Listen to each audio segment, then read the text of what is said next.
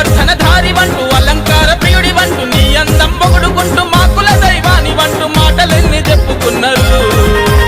యాదవులేమన్నారు రేపల్లె యాదవులేమన్నారు, కిట్టయ్య యాదవులేమన్నారు, లోకాల యాదవులేమన్నారు.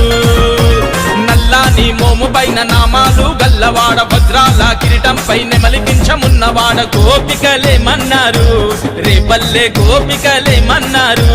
కన్నయ్య గోపికలేమన్నారు, రేపల్లె గోపికలేమన్నారు.